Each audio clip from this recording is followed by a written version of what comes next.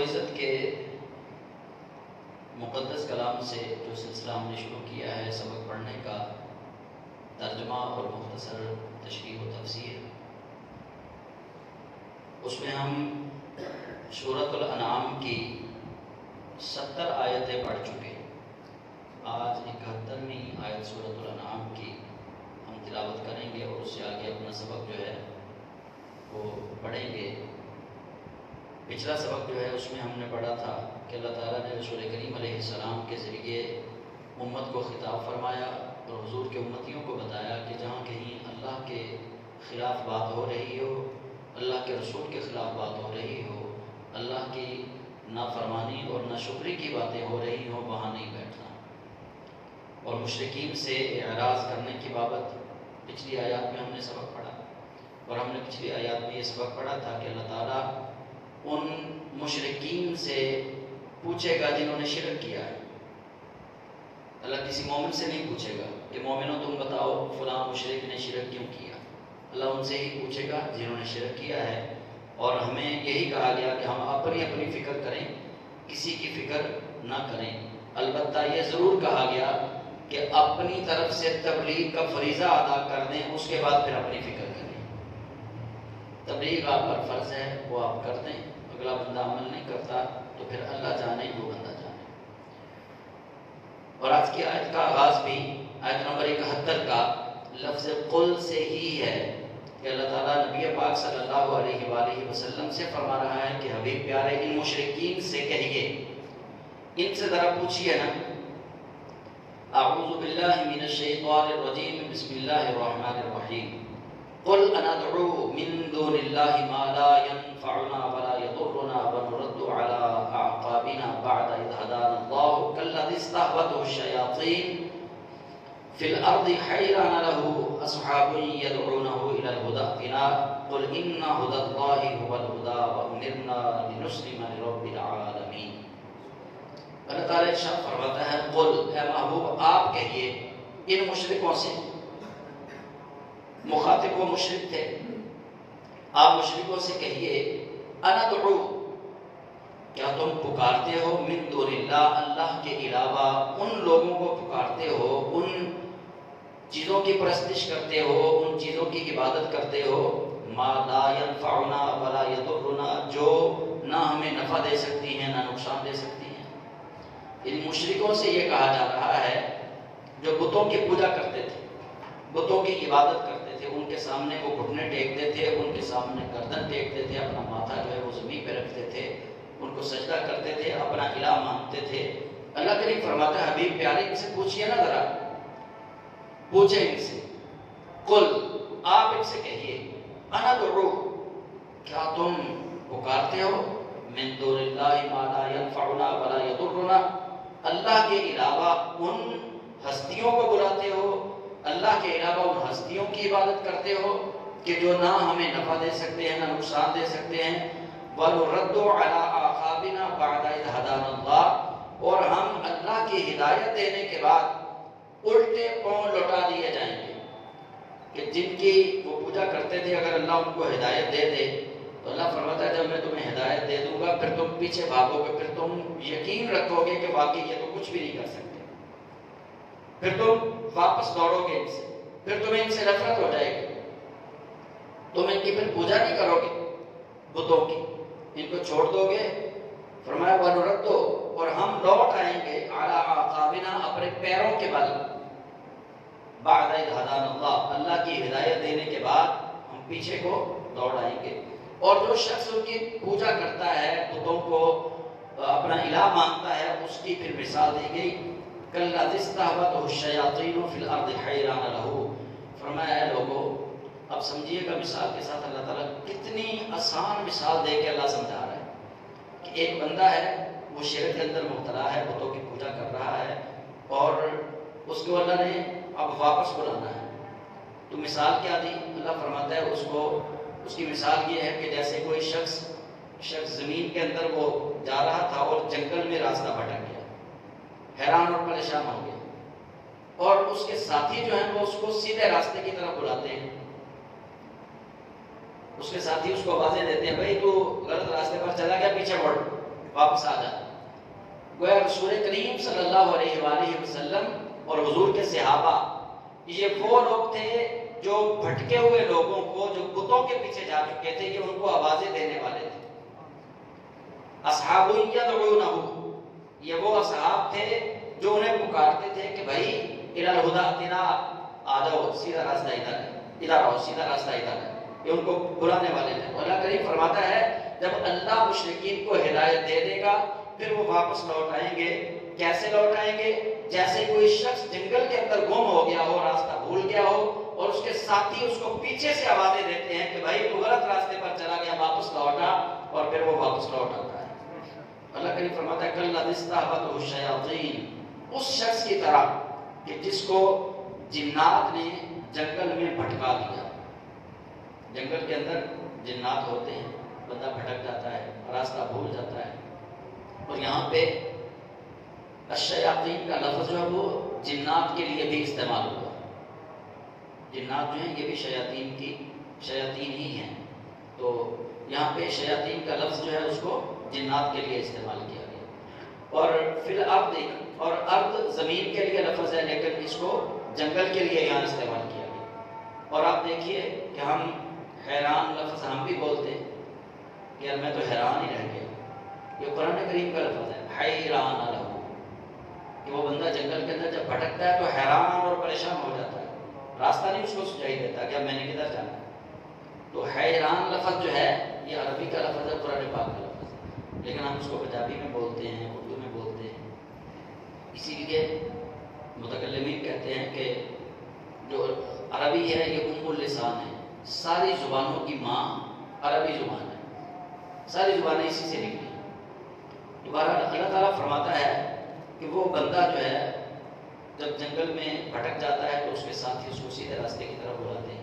اور ایک حدیث بھی ہے مشکات کے اندر اسی حوالے سے کہ جب تم راستہ بھول جاؤ جنگل میں یا کسی ویرانے میں اور تمہیں کوئی راستہ بتانے والا نہ ہو تو پھر 3 دفعہ کہو یا عباد اللہ اعینونی، اے اللہ کے بندوں میری مدد کرو.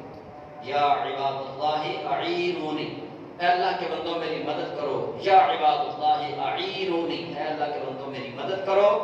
تو نبی علیہ السلام فرماتے ہیں جب تم راستہ بھول گئے، کوئی بتانے والا نہیں ہے، اللہ پھر رجال الغیب کے ذریعے تمہاری وہاں مدد فرمائے. وہ اولیاء کاملین، رجال مردوں کو کہتے ہیں، وہ اولیاء کاملین جو غیب ہیں، جیسے حضرت خضر علیہ السلام ہیں، یہ غیب ہے. پھر اللہ کریم تمہاری وہاں پہ مدد فرمائے گا. تو اس روایت سے یہ پتہ بھی چل گیا ساتھ ساتھ کہ مشکات کی حدیث سے کہ نبی کریم علیہ السلام کا فرمان ہے کہ جب تم راستہ بھٹک جاؤ، بھول جاؤ، تو اللہ کے بندوں کو اپنی مدد کے لیے پکارو. کہو یا عباد اللہ، اے اللہ کے بندو، اعینونی، میری مدد کرو. پتہ چلا کہ کچھ موقع ایسے ہیں کہ وہاں اللہ کے بندوں سے مدد مانگنا جائز ہے. اللہ کے بندوں سے مدد مانگی جا سکتی ہے. اگر اللہ کے بندوں سے مطلقاً مدد مانگنا حرام ہوتی تو رسول کریم علیہ السلام منع فرما دیتے. وہاں پہ لفظ یا بھی ہے حدیث میں، یا عباد اللہ اعینونی، اے اللہ کے بندو میری مدد کرو. اسی ضمن میں اہل سنت کا موقف ہے کہ ہم کہتے ہیں یا رسول اللہ مدد. وہاں پہ کیا لفظ ہے؟ یا عباد اللہ اعینونی، اے اللہ کے بندو میری مدد کرو. ہم کہتے ہیں یا رسول اللہ مدد. اس کا بھی مطلب وہی ہے کہ جس طرح ہم راستہ بھول جائیں، اللہ کے وہ بندے جو مخلوق کی نظروں سے غائب ہیں وہ تشریف لاتے ہیں، مدد کرتے ہیں، اسی طرح رسول کریم صلی اللہ علیہ وآلہ وسلم بھی اللہ کی عطا سے مدد کرتے ہیں. اور یہ کوئی بعیدت کے آسباب نہیں ہے. حضور کل بھی مدد کرتے تھے، آج بھی مدد کرتے ہیں، کیونکہ انبیاء کرام کی زندگی ایک جیسی ہے. ہاں موت کا ذائقہ انبیاء کرام نے بھی چکھا، ہم نے بھی چکھنا ہے، موت کا ذائقہ سب نے چکھنا ہے. لیکن نہ نبیوں کی زندگی ہماری زندگی جیسی ہے، نہ نبیوں کی وفات شریف ہماری موت جیسی ہے. ان کا جینا بھی اعلیٰ ہے، ان کا دنیا سے چلے جانا بھی اعلیٰ ہے. رسول کریم علیہ السلام نے خود فرمایا ہے حیاتی خیر لکم و مماتی خیر لکم، میرا جینا بھی تم سے بہتر ہے، میرا چلے جانا بھی تم سے بہتر ہے.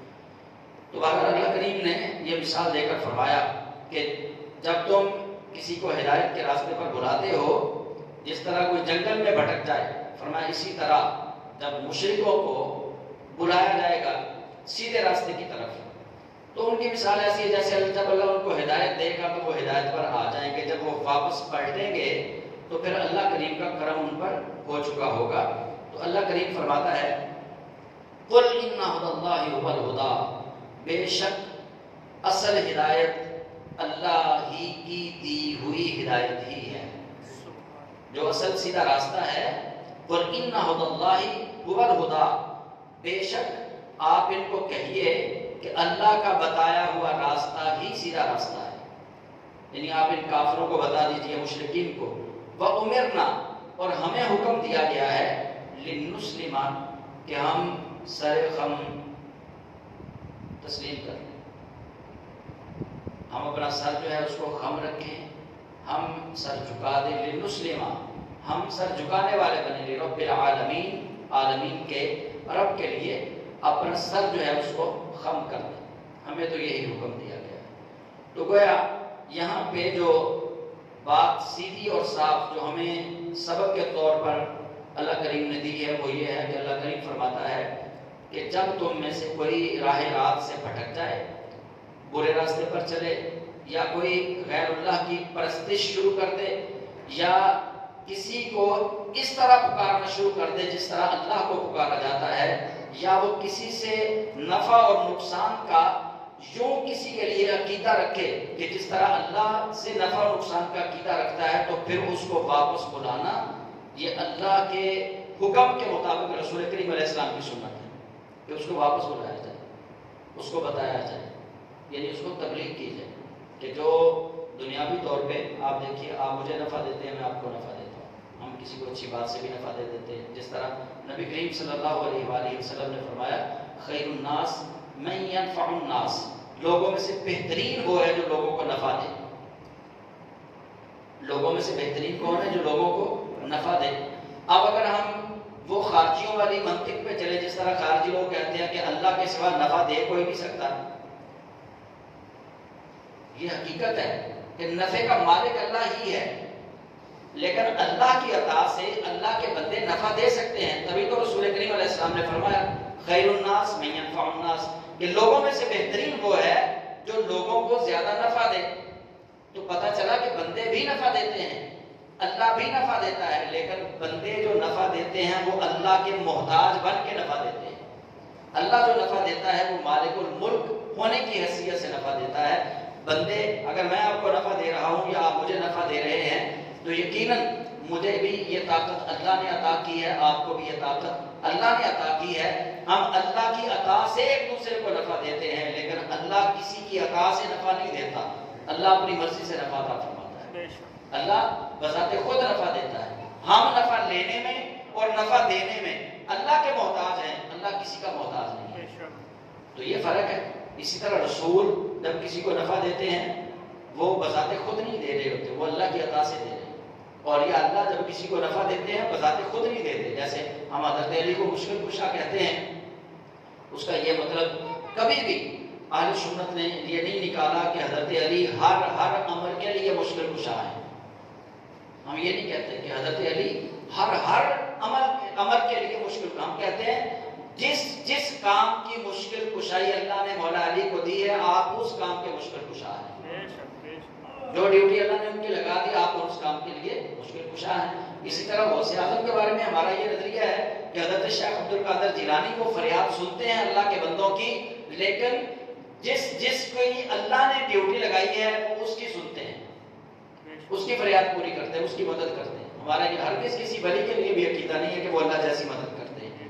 تو اللہ کریم نے فرمایا کہ اللہ کی طرف جو راستہ ہے سیدھا راستہ وہ اللہ کی طرف سے دیا ہوا راستہ ہے، اور رسول کریم علیہ السلام کو فرمایا گیا کہ آپ ان کو کہہ دیجئے کہ ہمیں تو بس یہ حکم دیا گیا ہے کہ اللہ اکرم الحاکمین کے سامنے اپنی گردن جھکا دیں بس۔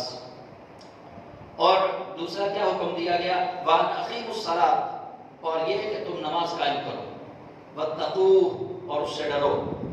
اب ترتیب دیکھیے کہ اللہ کے حضور گرنے والے کا نام مسلمان ہے، اللہ کے حضور سجدہ ریز ہونے والے کا نام مسلمان ہے، اور نبی علیہ السلام فرماتے ہیں وَأُمِرْنَا، اللہ نے حضور سے کہلوایا کہ ہمیں حکم دیا گیا ہے لِنُسْلِمَ لِرَبِّ الْعَالَمِينَ، کہ ہم اپنے سر کو جھکا دیں عالمین کے رب کے لیے، اور ہمیں یہ حکم دیا گیا ہے وَأَنْ أَقِيمُوا الصَّلَاةَ وَاتَّقُوهُ کہ تم نماز قائم کرو اور اللہ سے ڈرو، وَهُوَ الَّذِي إِلَيْهِ تُحْشَرُونَ اللہ وہ ذات ہے کہ جس کی طرف تم سب کو جمع ہونا ہے، اس لیے اللہ سے ڈرو، وَاتَّقُوهُ اس سے ڈرو، اس لیے ڈرو کہ وَهُوَ الَّذِي إِلَيْهِ تُحْشَرُونَ کہ تم سب نے اس کی طرف جمع ہونا ہے۔ اور یہ حساب دینے کا جو خوف ہے نا، یہ انسان کو بہت ساری باتوں سے بچاتا ہے، برے کاموں سے، حساب دینے کا جو خوف ہے۔ میں کسی دکان پہ ملازم ہوں تو میں ہیرا پھیری کرتے ہوئے بہت کچھ سوچوں کہ مالک نے اگر حساب لے لیا، اس نے مجھے یہ 10 پیسے کی چیز دی ہے اور میں اس کو 5 پیسے دوں گا، وہ مجھ سے حساب تو لے گا۔ اس نے میرے حوالے 10 چیزیں کی تھی، اگر میں 8 سیل کروں گا، 2 کو میں چھپا لوں گا تو مجھ سے 10 کا حساب لے گا۔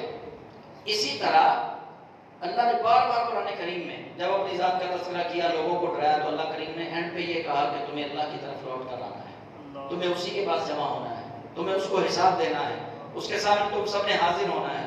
بار بار یہ قرآن کریم کے اندر کیوں کہا گیا؟ اس لیے کہ انسان اپنی زندگی کے جو سانس اللہ نے ادھار اس کو دیے ہیں، ان سانسوں کو یہ تو نہیں جانتا کتنے ہیں، لیکن اللہ کریم کو تو حساب ہے نا کہ میں نے کتنے سانس اس کو دی، اللہ کو تو پتا ہے۔ گنے چنے سانس ہیں ہمارے پاس، ہم ایک محدود سی زندگی گزارنے کے لیے آئے ہیں، بس فرق اتنا ہے کہ ہمیں پتہ نہیں ہے کہ کتنی زندگی ہے، اور اس کے اندر بھی اللہ کریم کی اتنی بڑی حکمت ہے۔ اگر ہمیں پتہ ہوتا نا کہ 60 سال ہی عمر ہونی ہے، پورے 60 سال، اس سے نہ کم نہ زیادہ، تو پھر دیکھیے انسان کتنا گناہ کرنے میں بااختیار ہوتا ہے کہ میں 58 سال گناہ کر لوں گا، 2 سال آخر کے نیکیوں میں گزار لوں گا، 59 سال گناہ کر لوں گا، 1 سال نیکیوں میں گزار لوں گا۔ مطلب یہ اس کے پاس پھر یہ اتھارٹی ہونی تھی، اس کو پتہ ہونا تھا کہ میں نے کب جانا ہے، کب میری روح قبض ہونی، اس کو یہ اسی لیے تو بتایا نہیں گیا۔ ایک بندہ حضرت موسیٰ کلیم اللہ علیہ السلام کے پاس آیا، اس نے کہا جناب آپ اللہ کے کلیم ہیں، اللہ سے ہم کلام ہوتے ہیں، جانوروں کی بولیاں آپ سمجھتے ہیں، تو مہربانی فرمائیں مجھے بھی جانوروں کی بولی سمجھ نہیں ہے، اللہ سے یہ دعا کریں کہ مجھے جانوروں کی بولی کی سمجھ آ جائے۔ وہ موسیٰ علیہ السلام نے اللہ تعالیٰ سے دعا کی، اس بندے کو جانوروں کی بولی کی سمجھ آنا شروع ہو گئی۔ اب جانوروں کی وہ باتیں سنتا تھا۔ ایک دن اس کے گھر جو جانور تھے وہ آپس میں باتیں کرنے لگے کہ ہمارا مالک کل مر جائے گا، اس کا آج آخری دن ہے۔ وہ بھاگا پھر موسیٰ علیہ السلام کی طرف کہ جناب وہ مجھ سے آپ طاقت سلب کروا دیں، میں جانوروں کی بولی نہیں سمجھنا چاہتا۔ جس کو یہ پتہ چل جائے کہ کل میری موت ہے، پھر کتنی پریشانی والی بات ہے اس کے۔ جانوروں کو پہلے خبر ہو جاتی ہے اللہ کی عطا سے، وہ پتہ چل جاتا ہے ان کو کہ فلاں بندہ اب جانے والا ہے۔ جانور فرشتوں کو پہلے دیکھ لیتے ہیں انسان سے۔ تو اس لیے اللہ کے حضور ہم سب نے جانا ہے، ہمیں نہیں معلوم کب جانا ہے۔ اس بات کو ہم سے پوشیدہ رکھا گیا، پوشیدہ اس لیے رکھا گیا کہ ہم ہمہ وقت تیار رہیں۔ پتہ ہی نہیں ہمیں کہ کب جانا ہے، کب بلاوا آ جائے، بس فوراً جب بلاوا آ جائے تو ہماری حالت یہ ہونی چاہیے کہ ہم تیاری کے لیے وقت نہ مانگیں، بلکہ ہم کہیں ٹھیک ہے کہ مالک نے جس حال میں رکھا ہے بس اس حال میں ہمیں بلا۔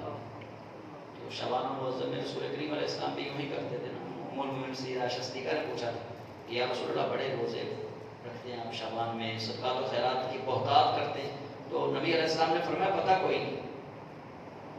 حالانکہ اللہ نے اپنے رسولوں کو اختیار دیا، صحیح بخاری کی حدیث ہے کہ نبی علیہ السلام نے خود فرمایا کہ جبریل آئے، انہوں نے کہا یا رسول اللہ، اللہ نے اپنے بندے کو اختیار دیا ہے، وہ دنیا میں رہنا چاہے تو اس کو اختیار ہے، وہ ہمارے پاس آنا چاہے تو اختیار ہے۔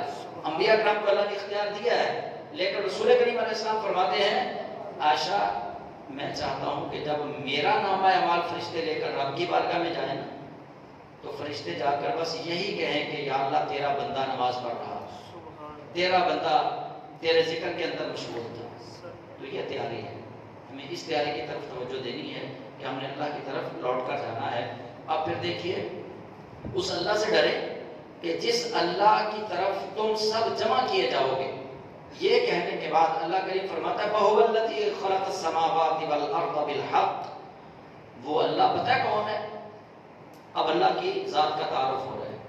وہ اللہ وہ ہے جس نے آسمانوں کو اور زمینوں کو برحق تخلیق کیا ہے، برحق، حق پر، عدل پر اس نے تخلیق کیا ہے۔ وَيَوْمَ يَقُولُ كُن فَيَكُونُ، اور وہ اللہ وہ ہے جس دن تم سب کو جمع کرے گا نا، وہ کہے گا کن فیکون، تو ہو جائے گا، وہ تم سب کو پھر زندہ کرے گا اس دن۔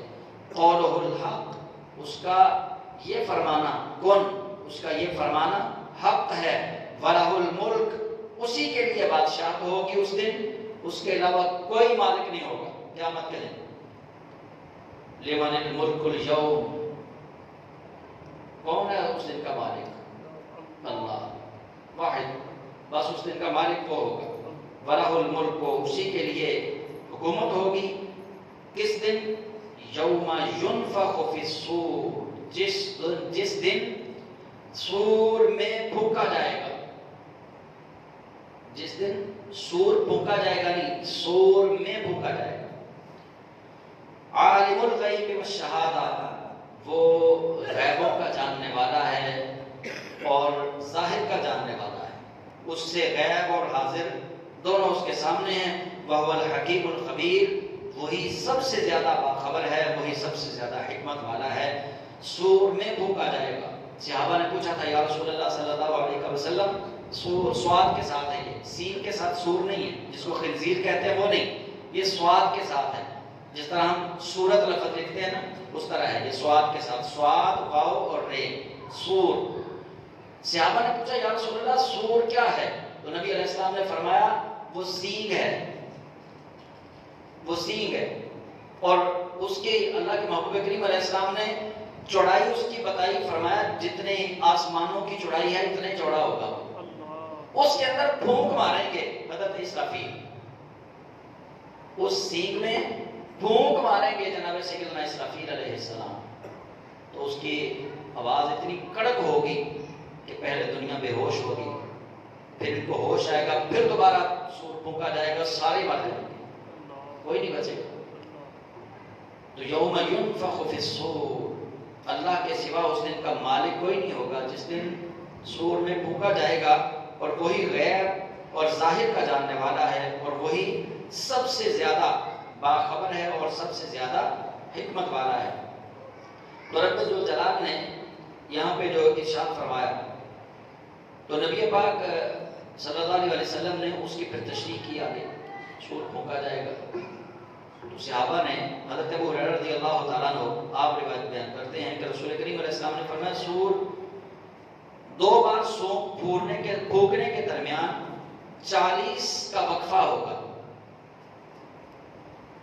دو بار پھونکا جانا ہے، اس کے درمیان 40 دن کا وقفہ۔ لوگوں نے کہا ابو ہریرہ 40 دن، تو حضرت ابو ہریرہ نے کہا کہ میں یہ نہیں کہہ سکتا، صحابہ کا احتیاط بھی دیکھیے، کیونکہ نبی علیہ السلام نے کیا کہا تھا، حضور نے فرمایا سور پھونکنے کے درمیانی مدت 40 ہے، نبی پاک نے دن نہیں کہا، گھنٹے بھی نہیں کہا، منٹ بھی نہیں کہا، سیکنڈ بھی نہیں کہا۔ حضرت ابو ہریرہ نے جب یہ حدیث بیان کی، جن کے سامنے آپ نے کہا کہ رسول کریم علیہ السلام نے فرمایا سور 2 بار پھونکا جائے گا، اور پہلی مرتبہ جب پھونکا جائے گا اور دوسری مرتبہ پھونکا جائے گا، اس کے درمیان جو مدت ہے وہ 40 ہوگی۔ لوگوں نے حضرت ابو ہریرہ سے کہا 40 دن، تو حضرت ابو ہریرہ نے کہا میں نہیں یہ کہہ سکتا۔ لوگوں نے کہا 40 ماہ، انہوں نے کہا میں یہ بھی نہیں کہہ سکتا۔ لوگوں نے کہا 40 سال، حضرت ابو ہریرہ نے کہا میں یہ بھی نہیں کہہ سکتا۔ پھر اللہ تعالیٰ آسمان سے پانی نازل فرمائے گا، یعنی وہ مدت 40 سال کی ہوگی یا 40 ماہ کی ہوگی یا 40 دن کی ہوگی یا 40 گھنٹوں کی ہوگی یا 40 منٹوں کی ہوگی، یہ اللہ جانتا ہے۔ حضرت ابو ہریرہ نے جو رسول کریم سے سنا وہی آگے بتا دیا۔ صحابہ نے ان کو پوچھنے کی کوشش کی کہ 40 دن ہوں گے، 40 ماہ ہوں گے، 40 سال ہوں گے، انہوں نے کہا نہیں یہ نہیں مجھے پتا، بس رسول کریم نے جو کہا ہے وہ یہی ہے۔ تو حضرت ابو ہریرہ رضی اللہ تعالیٰ عنہ فرماتے ہیں پھر اللہ تعالیٰ آسمان سے پانی نازل فرمائے گا، جس سے لوگ اس طرح اگیں گے جس طرح سبزہ اگتا ہے۔ پہلے اللہ سور پھونکے گا، بندے مر جائیں گے سارے، پھر اللہ آسمان سے پانی نازل کرے گا، اور پھر حضرت ابو ہریرہ کہتے ہیں کہ رسول کریم علیہ السلام نے فرمایا جب اوپر سے پانی آئے گا تو بندے اگیں گے زمین سے، یوم یقول الحق، وہ دن سچا دن ہے جس دن اللہ کہے گا کون، اللہ فرمائے گا ہو جا، فیکون تو ہو جائے گا۔ پانی آسمان سے برسے گا، بندے زمین پہ اگیں گے جس طرح سبزہ اگتا ہے۔ اور حضرت ابو ہریرہ نے کہا ایک ہڈی کے سوا انسان کے جسم کی ہر چیز گل جائے گی، اور وہ دم کی ہڈی کا سرا ہے، اور قیامت کے دن اسی دم کی ہڈی کے سرے سے انسان کو دوبارہ بنایا جائے گا۔ یہ ریڑھ کی ہڈی جہاں سے شروع ہوتی ہے سٹارٹ، بس ایک یہ بچے گی۔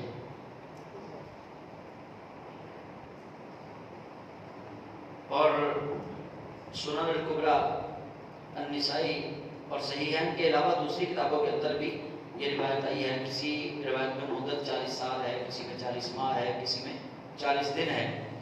اور ایک ضعیف سند میں حضرت ابن عباس رضی اللہ تعالیٰ عنہ ان سے یہ مروی ہے، وہ کہتے ہیں کہ 40 سال کی یہ مدت ہے۔ بہرحال حضرت ابو ہریرہ رضی اللہ تعالیٰ عنہ سے دوسری روایت ہے، وہ فرماتے ہیں کہ رسول کریم علیہ السلام ایک دن اپنے صحابہ کی جماعت میں تشریف فرما ہوئے۔ نبی علیہ السلام جب تشریف فرما ہوئے تو آپ نے فرمایا جب اللہ تعالیٰ آسمانوں اور زمینوں کو پیدا کرنے سے فارغ ہو گیا تو اللہ تعالیٰ نے سور کو پیدا فرمایا۔ یہ سور سمجھنا ہے، سین کے ساتھ نہیں ہے، میں بار بار کہہ رہا ہوں، سور سواد کے ساتھ ہے، یا اس کو آپ سور کہہ لیں، ٹھیک ہے، واو کے ساتھ۔ تو یہ اللہ تعالیٰ نے اس کو پیدا کیا اور اب حضرت اسرافیل علیہ السلام کو عطا کر دیا، اسرافیل علیہ السلام کو دے دیا۔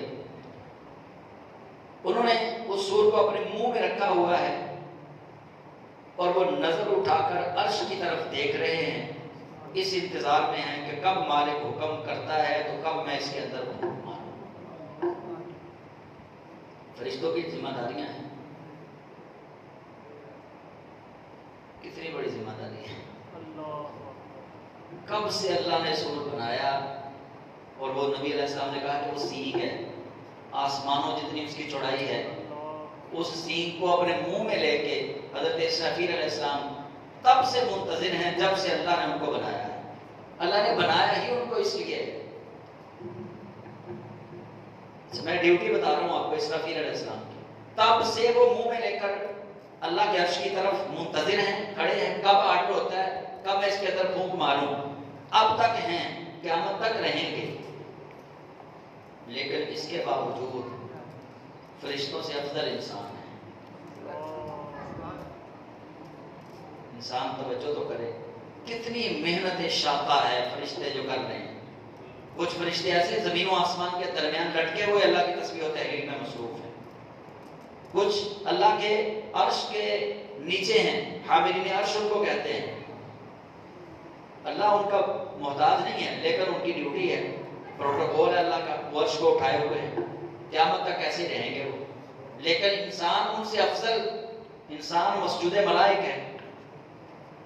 اگر بندہ اپنی وقت کو سمجھے، اپنی حیثیت کو سمجھے تو صحیح، اللہ نے تو اس کو اتنا بڑا رتبہ دیا ہے، اس پہ تو فرشتوں جیسی عبادت بھی فرض نہیں ہے۔ فرشتے تو ایک سرے منہ ہل نہیں سکتے ادھر ادھر، جو اللہ نے کہہ دیا وہ وہیں پہ اٹل کھڑے ہیں، اور ہم دیکھ لیں۔ 5 نمازیں فرض ہیں ہم پہ، اب 5 نمازوں میں بھی ہماری توجہ کبھی کدھر کبھی کدھر، کام اگر آ گیا ہے تو ہم کام پہلے کرتے ہیں، نماز بعد میں پڑھتے ہیں، اس کے اندر بھی کوتاہیاں۔ اس کے باوجود اللہ نے فرشتے ہماری نصرت کے لیے رکھے ہوئے ہیں۔ تو حضرت اسرافیل علیہ السلام اللہ کے عرش کی طرف دیکھ رہے ہیں اور اس انتظار میں ہیں کہ انہیں کب حکم دیا جائے۔ تو حضرت ابو ہریرہ نے پوچھا یا رسول اللہ سور کیا ہے؟ آپ نے فرمایا وہ ایک سینگ ہے۔ انہوں نے پوچھا یا رسول اللہ وہ کیسا ہے؟ تو آقا علیہ السلام نے فرمایا وہ عظیم ہے، اس ذات کی قسم جس کے قبضہ و قدرت میں میری جان ہے، اس کی گولائی اتنی بڑی ہے جتنی آسمانوں کی چوڑائی ہے۔ یہ کون بتا رہا ہے؟ ہاں جی بولے نا ذرا، اس سینگ کی چوڑائی کتنی ہے، اس کی گولائی کتنی ہے جتنی آسمانوں کی چوڑائی۔ بتا کون رہا ہے؟ میرے اور آپ کے نبی۔ جب اللہ نے اس کو بنایا ہوگا سینگ کو، کیا نبی پاک پاس تھے؟ اس کی گولائی اتنی بڑی ہے، آسمانوں کی چوڑائی جتنی ہے۔ رسول کریم فرما رہے ہیں، صحیح روایت ہے، سند اس کی ٹھیک ہے، سارے راوی اس کے ٹھیک ہے. تو پھر وہ پیر نصیر الدین نصیر شاہ صاحب نے جو لکھا تھا شعر وہ صحیح تھا نا، جو ہو چکا جو ہوگا حضور جانتے ہیں. اللہ کی عطا سے جو ہو چکا جو ہوگا حضور جانتے ہیں. حدود طائل سدرہ حضور جانتے ہیں. یعنی اللہ نے اپنے محبوب کو ایسا علم دیا ہے. صحابہ پوچھ رہے ہیں، صحابہ کو نہیں پتا. صحابہ سے وہ علم گیا، انہوں نے پوچھا یا رسول اللہ وہ کیا ہے سور؟ سرکار نے فرمایا وہ سینگ ہے. یا رسول اللہ وہ کیسا ہے سینگ؟ فرمایا وہ اتنا گول ہے، اتنی اس کی گولائی ہے جتنی آسمانوں کی چوڑائی ہے. اور جب آسمانوں جتنی اس کی چوڑائی ہے تو وہ اسرافیل علیہ السلام کے منہ میں ہے. اسرافیل علیہ السلام کتنے بڑے ہوں گے؟ اللہ کا فرشتہ ہے. اللہ کو سمجھنا بڑا مشکل ہے. اللہ کو بندہ نہیں سمجھ سکتا. اللہ کو تو بس اللہ جس کی قسمت میں کرے گا، جب اپنا دیدار نصیب کرے گا پھر ہی وہ اللہ کے دیدار کی لذت جو ہے، اللہ کے دیدار سے جو اس کو تسکین ملے گی یا وہ دیکھے گا پھر ہی بتا سکتا ہے. اللہ اکبر. ایک اور راوی نے کہا کہ زمین میں 3 مرتبہ سور پھونکا جائے گا. سور میں پھونکا جائے گا. پہلی مرتبہ پھونکنے سے لوگ دہشت زدہ ہو جائیں گے، دوسری بار پھونکنے سے سب مر جائیں گے، اور تیسری بار پھونکنے سے سب رب العالمین کے سامنے کھڑے ہو جائیں گے. اللہ عز و جل پہلی مرتبہ حضرت اسرافیل کو سور پھونکنے کا حکم دے گا تو اسرافیل سے فرمائے گا دہشت ڈالنے کے لیے سور میں پھونکو. تو آسمان اور زمین میں سب دہشت زدہ ہو جائیں گے سوا ان کے جنہیں اللہ چاہے. اب یہ جملے بھی سننے والے ہیں اس کی.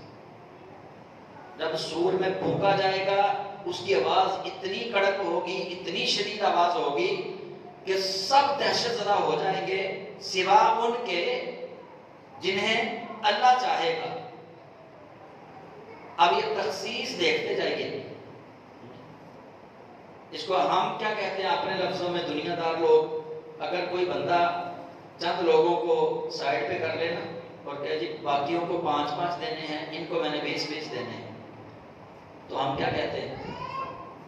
ہم اپنی زبان میں اس کو ناانصافی کہیں گے، اقربا پروری کہیں گے. ہم کہیں گے جڑے اپنے سیے بھائی انہوں نے نوازی جا رہے ہیں جی، تے باقیوں تھوڑا تھوڑا تے جڑے اپنے نے لگتے لگاؤندے نے انہوں نے زیادہ. تو یہ اللہ کریم جل جلالہ کی طرف سے یہ بھی انصاف ہے کہ جو جس اہل ہو، اللہ کا انصاف یہ ہے کہ اس پہ کرم بھی اتنا ہی ہونا چاہیے. تو یہ قرآن پاک میں بھی ہے. اللہ کریم فرماتا ہے وَمَا يَنْظُرُ هَؤُلَاءِ إِلَّا صَيْحَةً وَاحِدَةً مَا لَهَا مِنْ فَوَاقٍ. اور وہ صرف ایک زبردست چیخ کا انتظار کر رہے ہیں جس کے درمیان سانس لینے کی بھی مہلت نہیں ہوگی. اللہ اکبر. پھر اللہ کریم جنہیں چاہے گا وہ نہیں ڈریں گے، اور اللہ تعالیٰ حکم دے گا کہ وہ مسلسل رکے بغیر سور میں پھونکتے رہیں. تو یہ قرآن پاک کی ہدایت ہے کہ اللہ کریم جب ان کو آرڈر دے گا تو پھر کسی کو سانس لینے کی بھی مہلت نہیں ملے گی. پھر اللہ تعالیٰ پہاڑوں کو اڑا دے گا تو وہ بادلوں کی طرح چل رہے ہوں گے. یہ پہاڑ زمین سے اٹھیں گے، پہاڑ بادلوں کی طرح چل رہے ہوں گے، پھر وہ خاک کا ڈھیر بن جائیں گے اور زمین اپنے ساکنوں کے ساتھ لرز رہی ہوگی. زمین کے اوپر جو کچھ ہے زمین لرز رہی ہوگی. اللہ قرآن کریم میں سورۃ النازعات 30واں پاراگراف فرماتا ہے یوم ترجف الراجفہ تتبعها الرادفہ قلوب یومئذ واجفہ. جس دن لرزنے والی لرز جائے گی اور پیچھے آنے والی اس کے پیچھے آئے گی. بہت سے دل، اس دن بہت سے دل جو ہیں وہ لرز رہے ہوں اور زمین اس طرح ہلنے اور جھولنے لگے گی جس طرح بلند جہاز کو سمندر میں موجیں ہر طرف دھکیلتی رہتی ہیں، یا جس طرح چھت میں لٹکی ہوئی قندیل، وہ جیسے لالٹین پچھلے زمانے میں ہوتی تھی تو وہ ہوا کے ساتھ جھولتی ہے. زمین اس طرح جھولے گی. اللہ تعالیٰ اس وقت سے ہم سب کو عافیت بخشے کہ ہم اس وقت میں اللہ کے ان بندوں میں ہوں جن کو اللہ کا ذکر تسکین دیتا ہے، جن کو اللہ اس دہشت سے بچا کے رکھے گا. اور رسول کریم صلی اللہ علیہ وآلہ وسلم آپ سے پوچھا گیا کہ یا رسول اللہ وہ کون لوگ ہوں گے جنہیں وہ دہشت جو ہے وہ ان پہ اثر نہیں کرے گی. تو نبی علیہ السلام نے فرمایا شہداء. قرآن پاک میں شہداء نہیں ہے، قرآن کریم میں اس کی طرف اشارہ اللہ تعالیٰ نے کیا ہے لیکن مترتن ہے. اللہ فرماتا ہے یوم ینفخ فی الصور ففزع من فی السماوات ومن فی الارض الا من شاء اللہ. سورۃ النمل ہے، 14واں پارہ ہے اور آیت نمبر 87 ہے. سورۃ نمل کے اندر اللہ فرماتا ہے اور جس دن سور میں پھونکا جائے گا تو جو آسمانوں اور زمینوں میں ہیں وہ سب گھبرا جائیں گے مگر جنہیں اللہ چاہے گا. سارے گھبرا جائیں گے مگر جن کو اللہ چاہے گا وہ نہیں گھبرائیں گے. تو پھر نبی علیہ السلام سے پوچھا گیا یا رسول اللہ وہ کون ہیں؟ فرمایا وہ شہداء ہیں اور وہ اپنے رب کے نزدیک زندہ ہیں، ان کو رزق دیا جاتا ہے اور گھبراہٹ کا اثر زندہ لوگوں پر ہوگا. سو اللہ تعالیٰ ان کو اس دن کی گھبراہٹ سے محفوظ اور معمون رکھے گا اور یہ اللہ کا عذاب ہے جو اللہ تعالیٰ اپنی مخلوق میں سے برے لوگوں پر بھیجے گا. یعنی اگر ہم پاکیزہ زندگی اختیار کر لیتے ہیں تو ان دہشتوں سے، ان وحشتوں سے اللہ ہمیں بچا لے گا.